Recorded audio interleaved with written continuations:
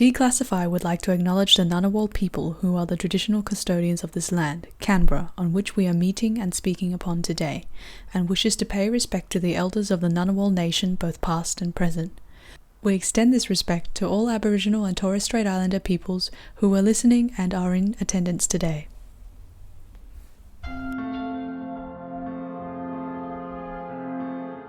Hello, and we're back for yet another episode of Declassify, and this week I'm so excited to be chatting about more music and more art making, especially because this time my guest is composer and saxophonist Brenda Gifford. Brenda is a Yuin woman, a First Nations contemporary classical composer, where she states that her culture is the basis of her music.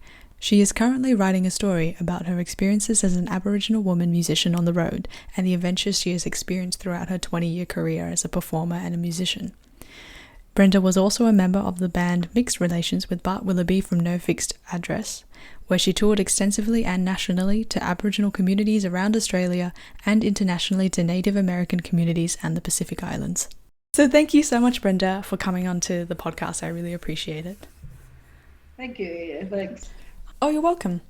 Well, I thought, as I suppose I've done with every guest so far, is to start off by us talking about your widespread experience as a musician, because you're really interesting in that you were a very accomplished and nationally touring saxophonist, and now you've started to branch into contemporary classical composition. How has that been, experiencing deeply the worlds of performing and composing together? Okay, yeah, it's kind of like it's a long road. Kind of back in the day was learnt the saxophone in kind of school and went on to do that and study the horn, and then went on and played in different bands, some jazz quartets, big bands, then kind of rock reggae. Yeah, so Amazing. A bit of this and a bit of that. Yeah, with the horn. Yeah. And it was saxophone too, wasn't it? Because I remember seeing all these images and pictures of you playing earlier on in your career. I didn't have an alto, but that's not that hard. But I didn't play. I just played tenor at that time, and I was looking at potentially getting a soprano, but thought I sounded a bit like a duck when I was playing that. So yeah, just stuck to the horn. Yeah, the tenor saxophone. Yeah. Amazing. Would you say that all your experience playing everything from big band music all through to reggae, which I was looking you up, but there was so much of you playing reggae, which is amazing. Has it influenced your music making in terms of how you compose and how you approach writing for live musicians coming from a performance background? Yeah, I think so. Like if you've kind of got a background, you've performed in that, you kind of understand the basics of it, and I think that creeps through into my music that I'm writing. I really just like the idea from the playing days and kind of festival or pub, kind of pub place or doing a tour type thing. It was just nice to have an element of, I'm not sure of the term, but freedom within, kind of the piece, whether it's a solo within, a piece in a reggae band or just the standard jazz where you're trading fours or eights or whatever.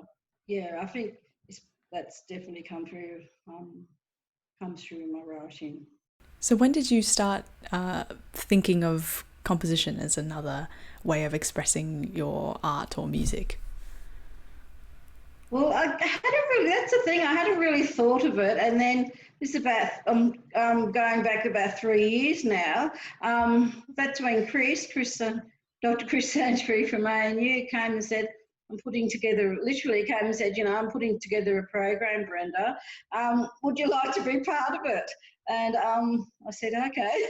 The thing was composing is a different ball game and a different set of rules and structures, and since then, kind of like it's just been a learning curve for me. But yeah, it's just kind of like, because I hadn't kind of I'd played with people more, kind of as a horn, kind of for hire, but hadn't really written music, and especially kind of what we're saying, classical. So a couple of years now, yeah. So. And when you first started out, was there someone whose music you looked to or aspects of musical discovery that you sourced and sought out when you were first engaging compositionally? or anyone that you referenced when you began experimenting with this almost completely different part of the music industry? I think, the well-known stuff, because I'm not I've been listening to, more what we term classical music, but Vivaldi and the well-known ones, Beethoven, and just, you could say the top 20 well-known, what are they? The standards of classical music. Yeah. I knew of them. But like from my world, it's more kind of like where you had people like Miles Davis, where was doing, sketches of Spain, and he had elements of classical music within those structures. The way he wrote, and just bits and pieces kind of coming through. So it was well known, kind of like what you call classical. And listening, something as simple as listening to ABC. They just have some amazing kind of musicians. And what are those brothers? Sorry, yeah, but there's some, kind of like, it's not necessarily classical, but they're classical guitar, that type of thing. So yeah, just kind of listening to, kind of what we call mainstream classical. But that's kind of the reference point, yeah, then just bringing kind of my ideas to that. Ah. Well, you mentioned Miles Davis, and that was the time when Miles Davis was coming up.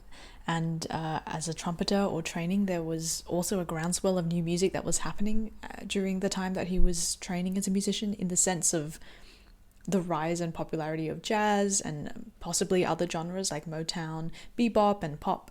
I'm sure it was over a series of decades, but I have to mention this, but having recently watched the Quincy documentary, which, by the way, I would highly recommend for everyone to have a peek at, Quincy Jones being this huge, massive music producer and composer, but it also went through his training, and he also trained classically, in that eventually, after having rather a huge amount of experience touring with different bands and big bands and mastering his craft in the States, he then moved to Paris to study with none other than the classical music queen and absolute powerhouse at the time, that was Nadia Boulanger. And to quote him, and if I'm honest, I think that he was actually quoting her, in that although we're all coming from different places and playing and performing and writing different music, we're all just playing around in a Western sense. We're all playing around with the same 12 notes. And it's all the same 12 notes, and we're just organising them differently. And that's that thing, and so exactly what you're saying, like James Morrison, he does, he can sit there and play that Bach on trumpet or trombone. He's just, amazing. And he can both play, classical and jazz. He's a killer jazz musician, Australian jazz musician. And then you have people like Wynton Marsalis. Is it Wynton who plays trumpet? Yeah, Bradford, his brother, who I love his playing. But Wynton Marsalis, who comes from a whole, kind of history within the black community in America of jazz. And then he can, get on any stage and play classical, specific type of classical music. And he's done both, across both genres effectively. And do you think that even, say like Wynton, who beyond his performing magnitude is a prolific and Grammy award-winning composer, that even though all his classical music training and all this classical music training that we're coming from, we study intensively, like the ones you mentioned before, Vivaldi, Bach, Beethoven, Mozart, and people like Brahms, that as we move into the 21st century, the industry or the entire art form has a chance to now diversify the voices that tell these stories, hopefully well beyond these exclusively historical figures? Oh yeah, definitely. I think kind of like there seems to be a groundswell generally, kind of out there. And the other thing is, like, you've had people like his name, William Barton. William Barton. He's been, doing it for a long time, and playing, teaching, composing for and playing with top orchestras around the world. And I think there seems to be a groundswell of support within, the industry. And now there seems to be kind of through programs like, Narra Barrier, just come in there in a gentle way and look at, classical music. And then the other thing is where you've got programs like that, I'm working with, what am I, the inaugural first, I think, First Nations composer with Ensemble Offspring. And programs like that where you're actually, getting supported and by some of the best, musicians in the country is really fantastic because I think it's having access to musicians of that calibre and being able to, talk to them. So the other thing is classical music is its own set of rules, has structures and rules. But I think the other thing is when you ask that question, there seems to be a willingness to take and at least listen to other voices and other voices and telling stories through, what we call the term, classical music, whereby, there are other voices emerging. And I think this type of thing, when we say, diversity, voice and voices, it can only strengthen the, the industry because it's style genres of music can only grow if they, the one constant is change.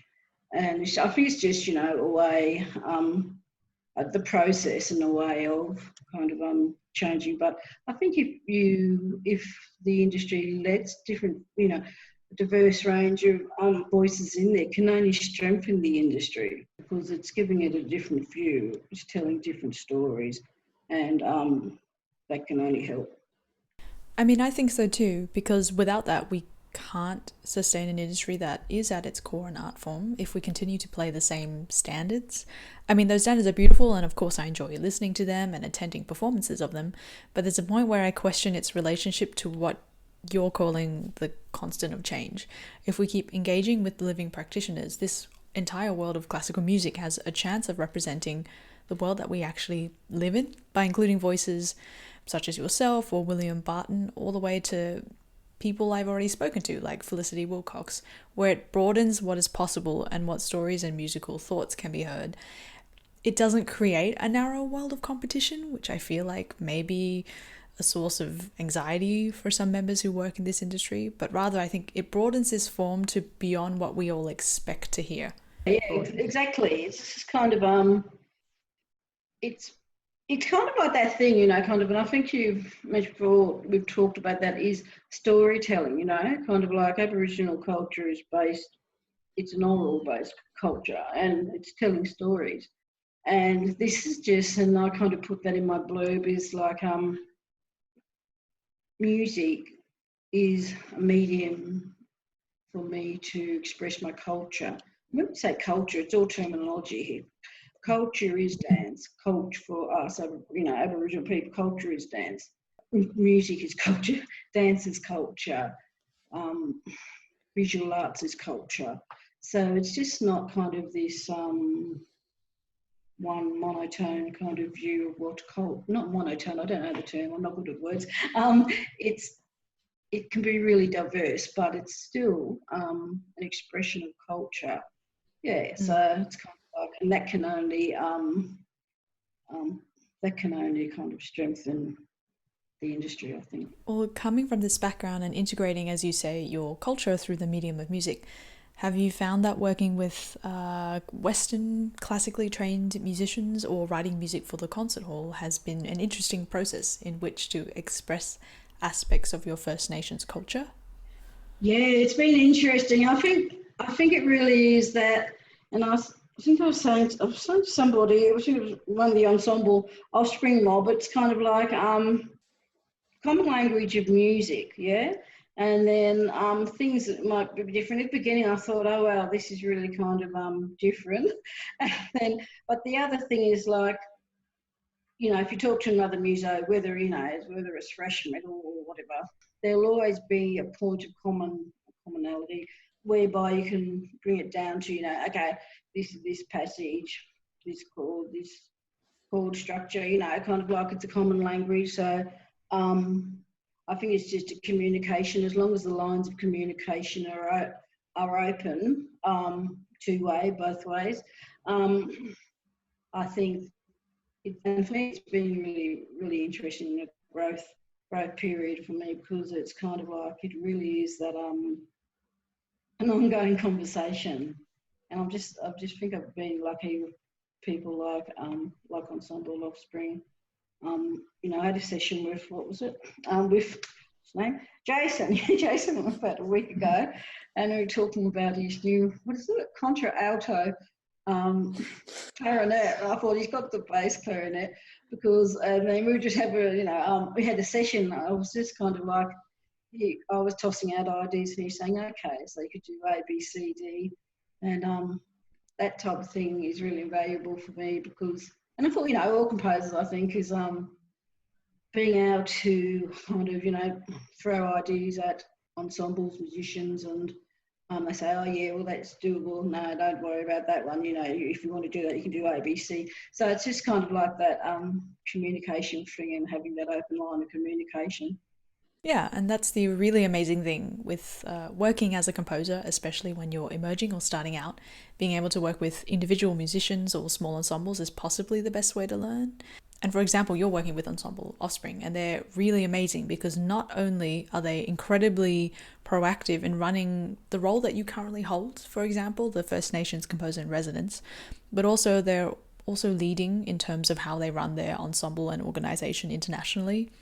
I think they're also the first ensemble in Australia to sign up for the PRS Foundation's Key Change initiative, which is trying to represent equally the music they program, so 50-50 in terms of gender representation. Yeah, no, they're really kind of, like you're saying, they're really strong in supporting, you know, composers and new music.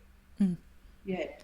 Have you managed, has it been different for you working with much bigger ensembles, say like an orchestra? Because I know you have something coming up with Sydney Symphony.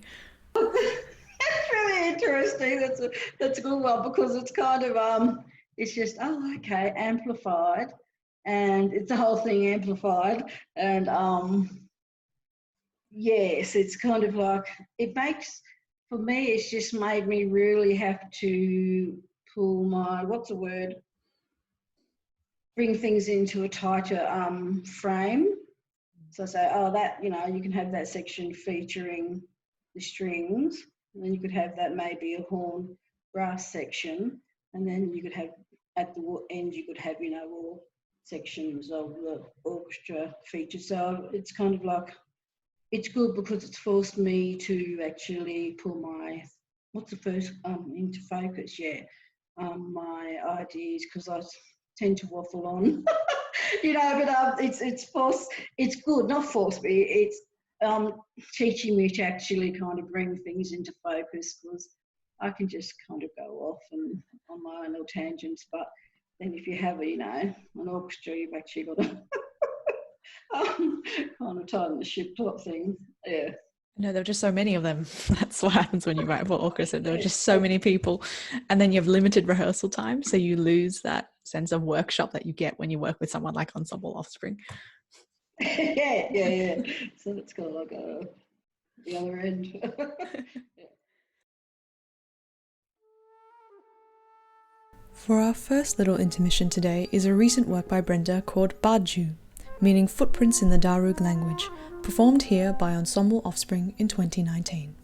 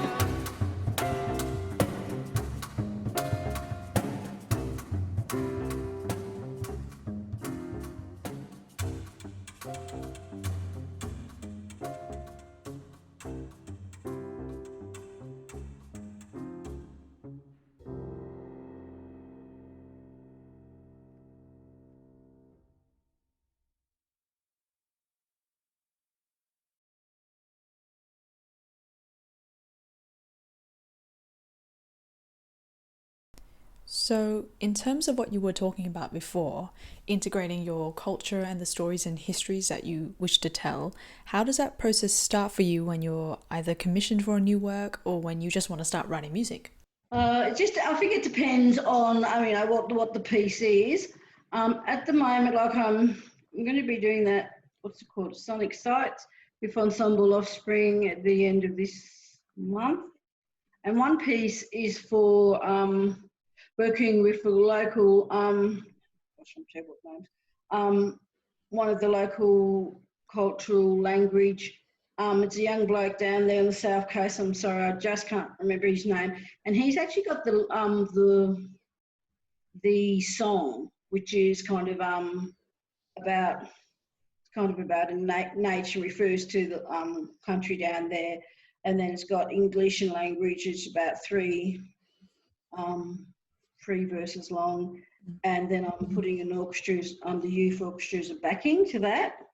So kind of like that's really good because I'm being given a set text, which is a song and language from down there, South Coast, and then working with this young man to write something so the kids can sing it and then the youth orchestra can play it. Yeah, so kind of that's part of this Ensemble Offspring thing. And then, called Sonic Sites for Bundanon, that's it, sorry. And then I'm actually, there's quite some interesting ones. I'm working with a young Wiradjuri dance. So we just did some stuff as part of my studies with Professor Lisa Lima at the Conservatorium, the Masters. We just did a project with the Sydney Dance Company for some students there. And I got approached by a young Wiradjuri dancer, Joel Brady, he saw some stuff and he said, okay, so we sat down and we just had our kind of first meeting, and he's got a really great idea. He's very great dancer, and so I'm working on a piece for that, which might be in a string quartet. So that'd be really interesting because he's got his own take on his culture, Wiradjuri culture. So that'll be really interesting, and got some bits of.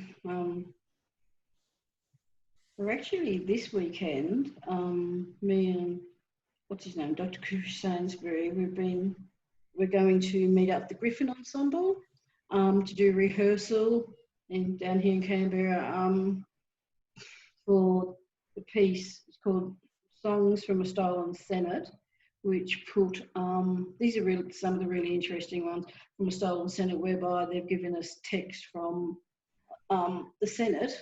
Mine's Senator Malandari. I've forgotten her second name. She's an Aboriginal woman from up the top there, and it's her response to the death of a young man in Yuin. So I've got the text from there, and I'll put that with, instruments from Griffin Ensemble. So it can be anything from that, which I really enjoy because some of the text.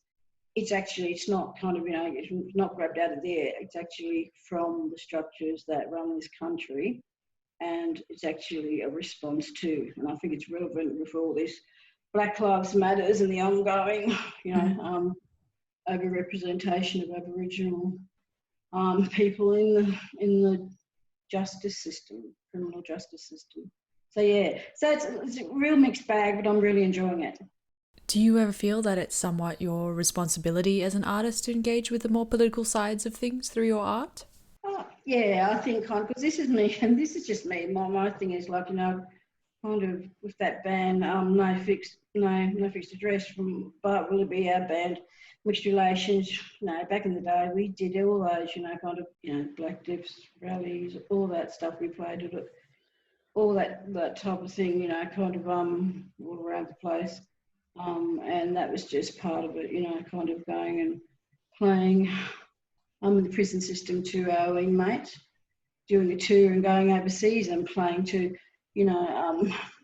inmates in Vanuatu, where you've got, the 30% of population, but 10% of population, but 30% of the prison population, etc., etc. So been there, done that, but that's ingrained in me, and I think kind of,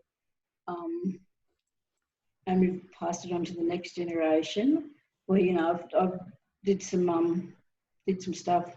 What's his name? With Dobby, who's Ryan Chapman, and he's a young hip hop artist, and he's just released a piece called "I Can't Breathe," and he was one of the young Narrabri. He was one of the Narrabri who came through with me for that composers program, First Nations People's Composers program. So it's all in the mix there, but it really is up to the individual, because the other thing is we had everybody, somebody's writing about, a vampire, and they composed music about a vampire and she was a she-wolf or something, through to, kind of like representation of, over incarceration, etc. So, yeah.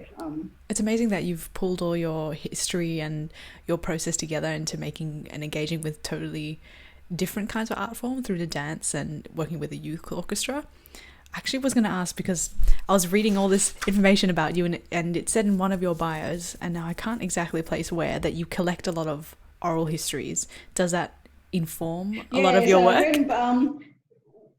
I used to work at the National Film and Sound Archive and in the Indigenous branch, and fortunately they supported me, because I said, we've got, it's crucial that we actually get out and interview people, like artists who've been there, done that, have a history of.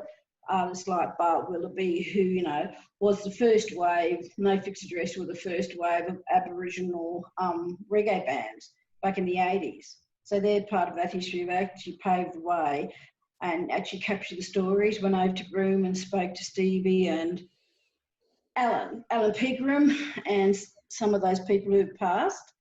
And actually getting their stories on the record, on the official record, and represented within a national institution. It is that whole thing about representation. We've been there, we've been doing it. Harold Blair, Jimmy Little, what's his name? I can kind of ring them off. Jimmy Little, Uncle Roger Knox. There's a whole lot of Aboriginal musicians who've been there and done it. So you've got stories that are been there, done it. We've been representing, but we just necessarily haven't got the mainstream exposure. There's always been that level of talent within the Aboriginal community, and it's not to, kind of the 80s where you had the first wave, like, Fixed Address, Warumpi, who actually got the first, top 40 in language, Aboriginal language. Don't quote me on how I said that, the language name, out of jail, Warumpi. So you've got, it's really important to have those voices. That's where it came from, kind of like wanting to capture and have those voices represented in a national institution. So you say, okay, well, where did we get to where we've actually got somebody like Jessica Mabu or Christine Arnoux, kind of doesn't just come out of thing. Uncle Vic Sims, wrote the sleeve notes for the reissue of The Loner, one of the first protest ones, where protest albums which he wrote when he was in Long Bay Jail. So that whole history of, Aboriginal music representation, I'm actually having it there. Yeah, so that's where that came from. And that's really, really important work that you've done, because what it gives us is, well, what you've already mentioned, in that it gives us a sense of a long history of art making and storytelling within the First Nations community in just the last 30 years of First Nations people engaging with all of this media. And I have a bit of a weird question, because I'm not sure how to phrase it. But I can only really speak to my own experience. But occasionally, when I've met members of the classical music industry, audience inclusive as well, they tend to be some senior musicians, or occasionally a patron of the arts. And I get asked a lot about maybe writing music that represents my people, being Asian people. And because my surname is inescapably Vietnamese, I get asked, why don't you tell the immigrant story? Or why don't you musically explore Bow people in this new commission or in this new piece that you're playing? Or why didn't you do that? Does it ever feel like you're occasionally tasked or slotted in a certain way? Because there is so much diversity within First Nations culture and cultures. Languages alone, there are 250 to 300 across Australia, at least of what we know. And in terms of dialects, there are 800 to 1,000. So much diversity and excellence within, First Nations. But the other thing is it's artistic choice. So if you want to be the guy who, and I just relate back to this, if you want to be the guy who, is in the community and plays all the deaths, plays at all the funerals and the NAIDOCs and all the celebrations, or you want to take up a notch and be the band that does the local touring, or you want to concentrate on doing the festivals, or you want to be, the the guitar player, or you want to be Jessica Mauboy. It's about artistic choice, and everybody has their own, idea of what they'd like to do artistically, and it really comes back to that. So, and I was talking to somebody about kind of jazz representation, Aboriginal jazz representation within the jazz scene. I think I'd love to see we seem to have, got things going in contemporary music, but I'd love to see, and I've said this before, first or second string, violin in, Sydney Symphony Orchestra, having a black fella there, or having a black fella having their own jazz quartet, having culture inform that, or just, want to get up there and do the blues. So it's kind of like with those, if you have, that's their thing. So I just say, well, it's up to the individual's artistic choice. And if I want to, I do. If you don't have to. Long and short. Yeah. Yeah. Well, do you think that education and access plays a huge role in that? I was personally very fortunate in that really early on, my parents invested in me having piano lessons in a way that I know some of my peers didn't have those kinds of opportunities. And those opportunities kind of need to happen early on in order to have that trajectory to either you become any kind of musician, pop, jazz, or classical. Yeah, I think that's really important, and kind of like give the example again. I'll say Ensemble Offspring going out to Brewarrina, and I've forgotten the name of the festival, but it's an annual festival, playing the composer's music, and then you get the little fella coming up and, wanting to play the violin or have a little play on the piano. And that's, that's planting a seed. That could be planting a seed. But there's actually got to be, like you're saying, there's got to be a path in place whereby, the next generation can get there. Yeah, and you have, Deborah's got the Dualata, I'm not good with the names, Dualata or Aboriginal Small Chamber Ensemble group. Yeah. So that's a starting point, and then you've got feeder programs into that where, you've got all these, you've got Gondwana and you've got all your Deborah and her children's, choirs and that type of thing, and then you've got, Gondwana. But you have to actually have feeder programs, and like you're saying, and it should be fully government supported and funded, so you can actually have a next generation whereby, in 2030, we might have somebody, in there. But there has to be support and an actual well thought out plan, really fostering the next generation of Aboriginal artists in these, in classical, in jazz. And even access to instruments themselves can be really difficult, but I mean, that's a whole other conversation and a whole kind of consideration in terms of financial investment. That's a whole other thing. Yeah, even just having, a school band would help, type thing, but that's not possible at all, For our second intermission is another work by Brenda, this one called Mangala, meaning clouds in the Darug language, performed live with Brenda and also by acclaimed flautist Claire Chase.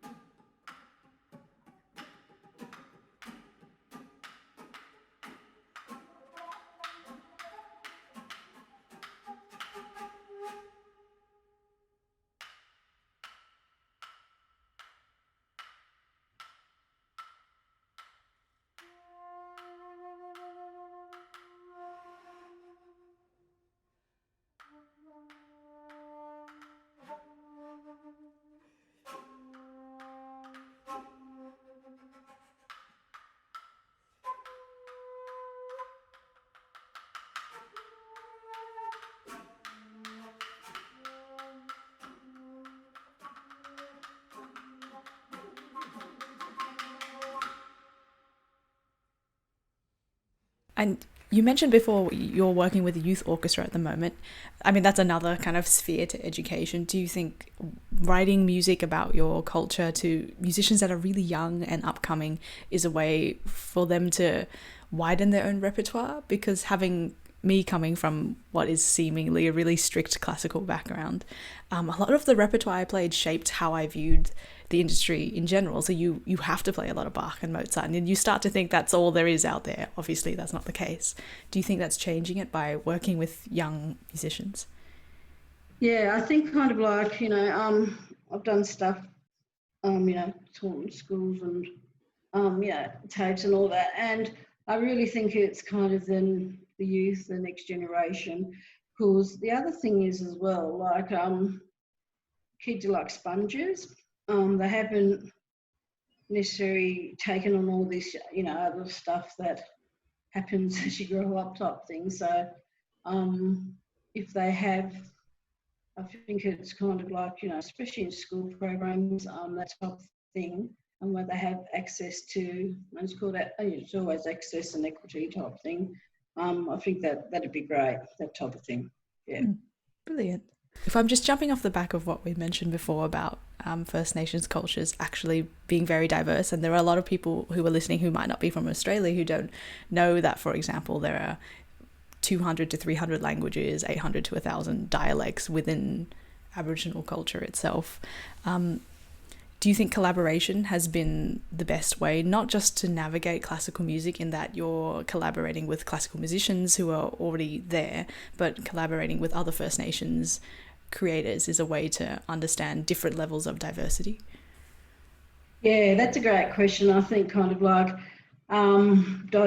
diversity within the, First Nations. So if you've got a collaboration where you have musicians, from up the top end, and then musicians from Central Australia, WA, it's another way of it's another process of learning.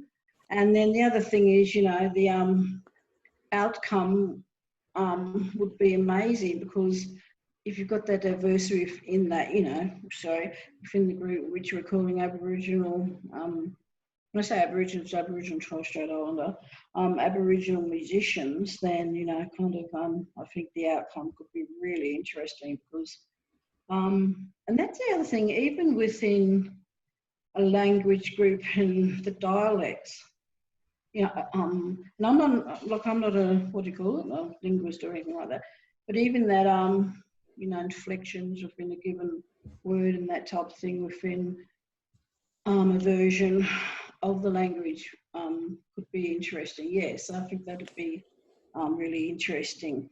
And I think, like you were saying, for non-Indigenous musicians to, when I've toured and done stuff with non-Indigenous musician, they're kind of, it's been a two-way learn. It's always a two-way learning process. It's us learning from them and them learning from us. And that's actually kind of within education, like the education section, and that's a, kind of a process which they could say two-way learning, Yeah, I think kind of that type of thing whereby you've got diversity within the group is really good.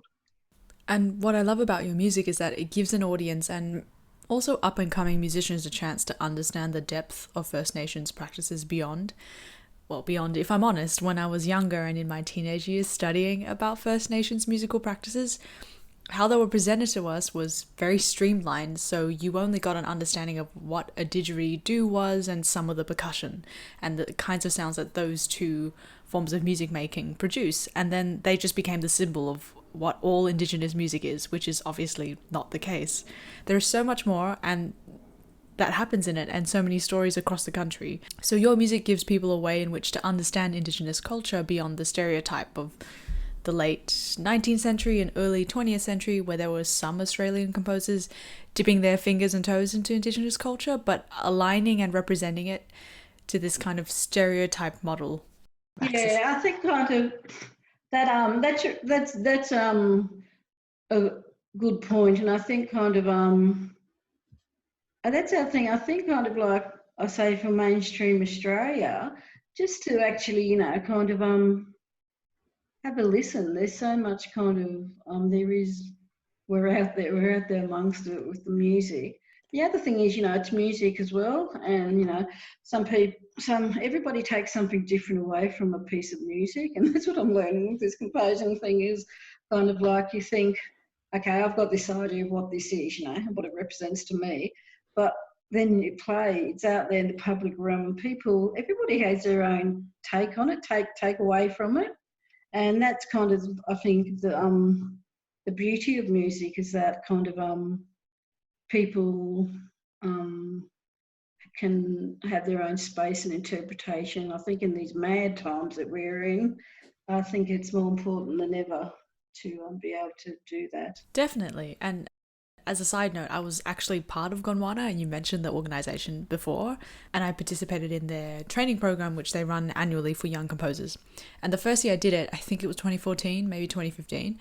It was the year that Paul Stanhope, who was the mentor at the time, he was composing Jundamara for the Sydney Symphony Orchestra and for Gondwana Chorale. And he was talking at the time about how high the level of collaboration he had with the Indigenous community in order to create the work and tell their story of Jundamara. And they were actually on stage for the performance. And it was staged again, I think last year, with them as the community on stage again at the Sydney Conservatorium. And from what I remember, it was a 50-50 partnership in terms of storytelling. Do you think that's a way or a really good model in terms of adopting when it comes to collaborating? I think that's a great way, to go forward and operate 50-50 model and things. I was just thinking when you saying that, going back to Chris put a paper or a small book out called about Narrabri, but it's actually got recommendations in the back there how to be a good ally and how to work with effectively as opposed to not effectively with community and Aboriginal musicians. And what you're saying then sounds really great, a great idea and a great actual process. And it creates a relationship between artists and musicians where sometimes it seems like it doesn't exist because, as you said at the beginning, classical music has these very specific procedures and protocols and structures.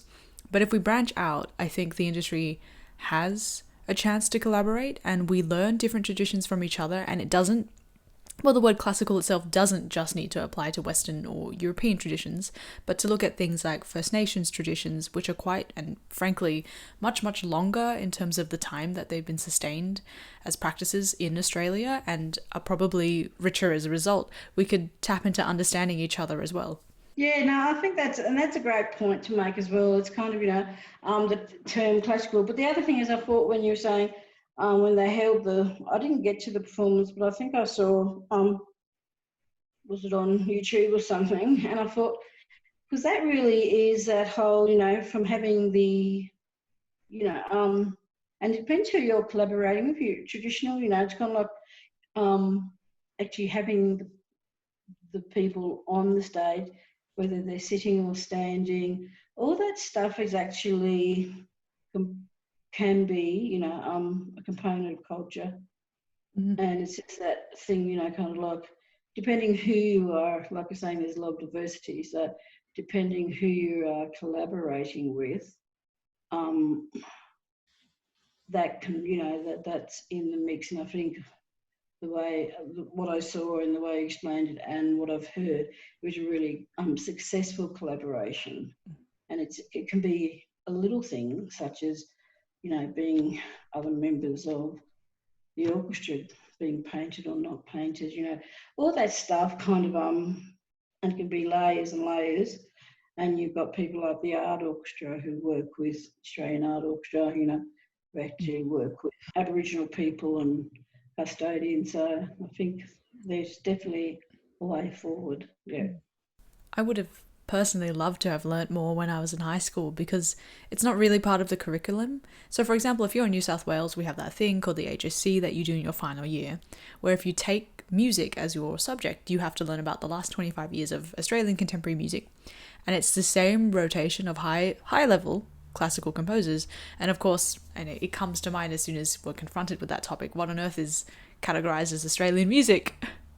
And if we think about it, it obviously encompasses far more than just the same composers that we're exposed to. Yeah, and that's it. I think that's more kind of, the area of education, but, kind of if they could incorporate that, somehow and have some sort of language component, I think it'd be great because then, the local people or whatever, the local mob, that all enriches creativity.